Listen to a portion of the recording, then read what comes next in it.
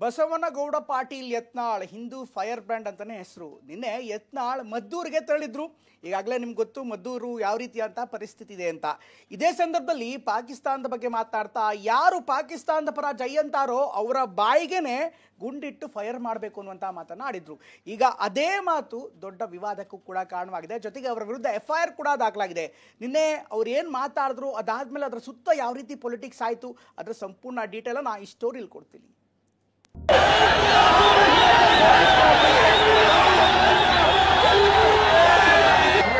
ಮಕ್ಕಳು ಪಾಕಿಸ್ತಾನ ಕೊಟ್ಟು ಬಿಟ್ಟಿದ್ದಾರೆ, ಹೋಗ್ರಿ ಮಕ್ಕಳು ಅಲ್ಲಿ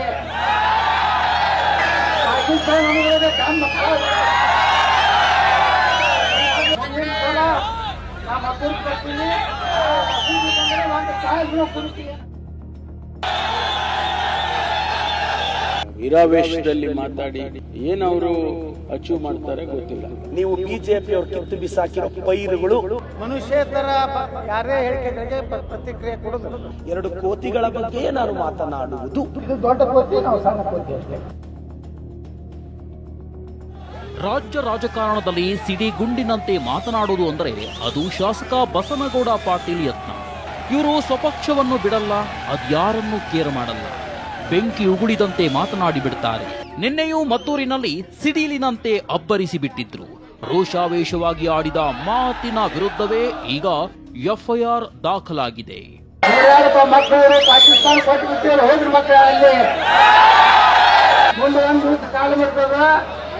ಯಾರು ಪಾಕಿಸ್ತಾನ ಜೈಲತ್ತವ್ರೆ, ಪಾಕಿಸ್ತಾನ ಘಟ್ಟ ಹಾಕ್ತಾರಲ್ಲ ಅಲ್ಲೇ ಎನ್ಕೌಂಟರ್,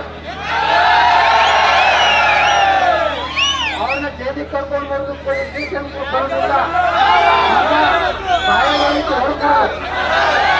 ಪಾಕಿಸ್ತಾನ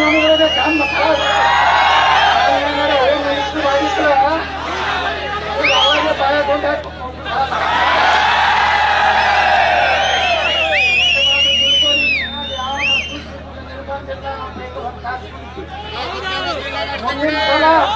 ನಾ ಮಕ್ಕಳು ಕೊಡ್ತೀನಿ,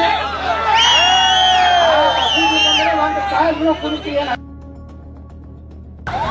ಹೀಗೆ ಪಾಕಿಸ್ತಾನಕ್ಕೆ ಹೋಗಿ ಬಿಡ್ರಿ, ಗುಂಡು ಹಾರಿಸ್ತೇನೆ ಎಂಬ ಮಾತುಗಳೇ ಚರ್ಚೆ ಹುಟ್ಟು ಹಾಕಿವೆ. 2 ಸಮುದಾಯಗಳ ನಡುವೆ ವೈರತ್ವ ಬಿತ್ತಿದ ಆರೋಪದಲ್ಲಿ ಕೇಸ್ ಬಿದ್ದಿದೆ. ಪೊಲೀಸರು ಮದ್ದೂರು ಠಾಣೆಯಲ್ಲಿ FIR ದಾಖಲಿಸಿದ್ದಾರೆ. ಅದು ಹೋಗಿ ಬಹಳ ವಿರಾವೇಶದಲ್ಲಿ ಮಾತಾಡಿ ಬಳಸಬಾರ್ದಂತ ಪದಗಳನ್ನೆಲ್ಲ ಬಳಸೋದ್ರಿಂದ ಏನವರು ಅಚೀವ್ ಮಾಡ್ತಾರೆ ಗೊತ್ತಿಲ್ಲ. ಇನ್ನು ಯತ್ನಾಳ್ ಹಾಗೂ ಪ್ರದೀಪ್ ಈಶ್ವರ್ ನಡುವೆ ಮಾತಿನ ಸಮರವೇ ನಡೀತಿದೆ.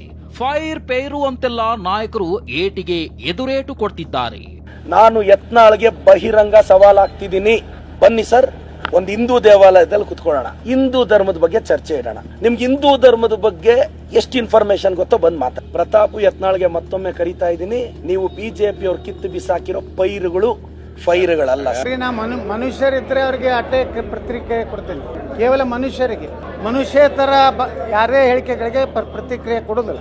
ಅವ್ರು ಹೇಳಿದ್ರು ಯತ್ನಾಳ್ ಸರ್ ನಾನು ಮನುಷ್ಯೇತರರ ಬಗ್ಗೆ ಮಾತನಾಡುವುದಿಲ್ಲ ಅಂತ. ಯತ್ನಾಳ್ ಸರ್ ನಾನಂತೂ ಮನುಷ್ಯೇತರರ ಬಗ್ಗೆನೇ ಮಾತಾಡೋದು.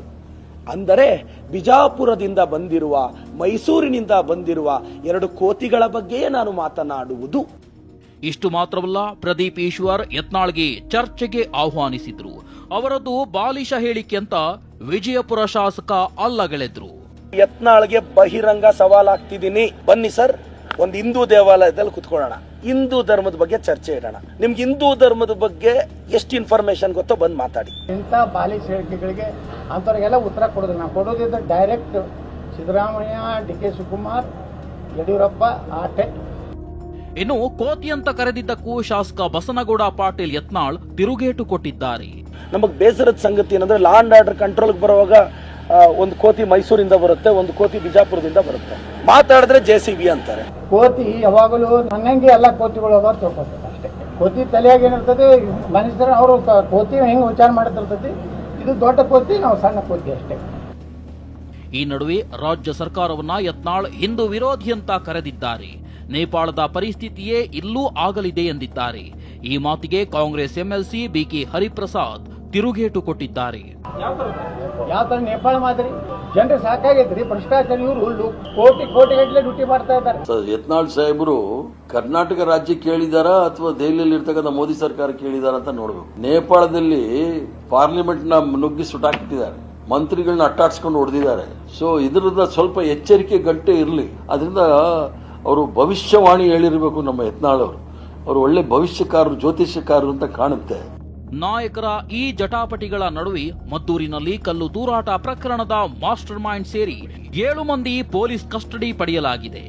ನಿರ್ಲಕ್ಷ್ಯ ಆರೋಪದಡಿ ಮದ್ದೂರು ಸರ್ಕಲ್ ಇನ್ಸ್ಪೆಕ್ಟರ್ ಶಿವಕುಮಾರ್ ಅವರನ್ನ ಅಮಾನತು ಮಾಡಲಾಗಿದೆ. ಈ ನಡುವೆ ಸಿಎಂ ಸಿದ್ದರಾಮಯ್ಯ ನಾಳೆ ಮಂಡ್ಯ, ಮೈಸೂರು ಪ್ರವಾಸ ಕೈಗೊಂಡಿದ್ದಾರೆ. ಮೈಸೂರಿನಿಂದ ರಾಮ್ ಜೊತೆ ಪ್ರಸನ್ನ ಗಾಂವ್ಕರ್, ಟಿವಿ9 ಬೆಂಗಳೂರು.